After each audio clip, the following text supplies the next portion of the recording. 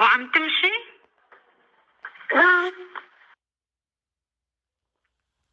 I just want you guys to consider what it's like to be a 6-year-old kid trapped in a car with a bunch of your dead family members, scared for your own life.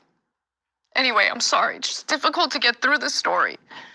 At 5:40 p.m., Fathi Abu Warda, a liaison between the Palestinian Authority's health ministry in Ramallah and Kogat, an arm of the Israeli Defense Ministry that oversees the Palestinian territories, said that permission for an ambulance to proceed to Hind arrived in the form of a route map from Kogat.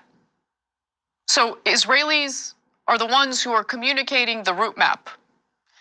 Abu Warda sent the map to the Palestinian Red Crescent Society dispatch team on WhatsApp at 5:40 p.m., according to messages reviewed by the Washington Post. So the map appeared to have been made in Google Maps and had a clear blue line instructing the ambulance drivers to follow a specific route. The paramedics headed out quickly to the location where Hind was trapped, using the route that the IDF, the Israeli Defense Ministry, had apparently given them. The paramedics were driving with the lights of the ambulance flashing when a green laser was seen hovering just in front of them. The dispatcher told the ambulance to keep moving slowly, but just seconds later, the line drops. خليك معي، شايف السيارة أنت؟ لا مش شايف. مش شايف مشغل السيرينا واللواح؟ السيرينا لا. لوحات شغالة ما بتحمل. As the call with paramedics drops at 6 p.m., a bang is audible on the call with Hind. At that point, she tells dispatchers she's okay, but they soon lost contact with her, this time for good. It wasn't until 12 days later, on February 12th, when the IDF finally withdrew from the area, that a Palestinian civil defense crew was able to reach the horrific scene. They found Hind's body in a car riddled with bullets, according to her uncle Samir Hamada, who also arrived at the scene early that morning. The door and pieces of the hood of the family car had been torn off. Samir described his brother's body as dangling from the driver's seat. Holes in Hind's family car were consistent with a machine gun used by Israeli tanks. The ambulance, which was found about 50 meters away from the car Hamda was killed in, was completely charred, as you saw in the video. None of the 6 munitions experts interviewed by the Washington Post could say definitively what munition caused the damage or killed the paramedics based on the ambulance alone, because of the time elapsed and the complexity of urban combat.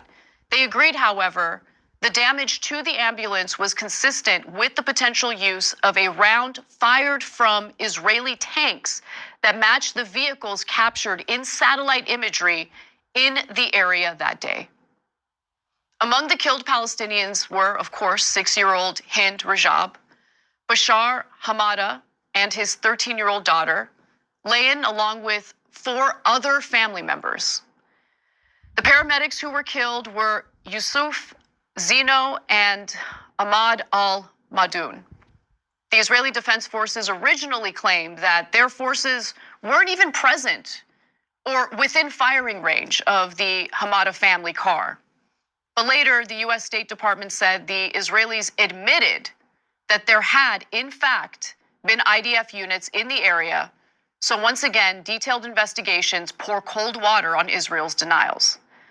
After this story published, State Department spokesman Matt Miller said the following, quote, "The death of Hind Rajab is an unspeakable tragedy.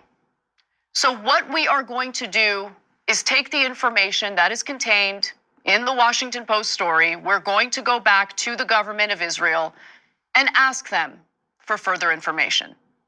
We would still welcome a full investigation into this matter and how it occurred in the first place." Let me go ahead and decode Matt Miller's statement for you. The US government is going to do absolutely nothing about it. Nothing is going to change. The conduct of the IDF will continue. More innocent people will be slaughtered, including little kids like 6-year-old Hind.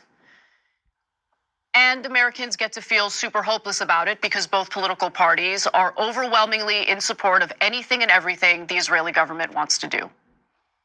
And then, even if they're found guilty of murdering a 6-year-old girl, right? Even if that's the case, does anyone really think that the Biden administration or whoever's in charge, it doesn't really matter, even if it was Donald Trump, is anyone really under the illusion that the weapons that we transfer over to Israel are going to have any strings attached? Okay. And like, how many times are we going to see instances of paramedics being targeted, of kids getting killed? It's just going to continue.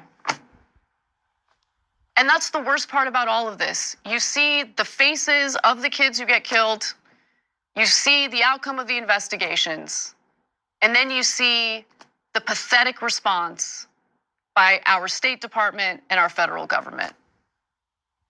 And what they communicate every day to us is the lives of one side matter.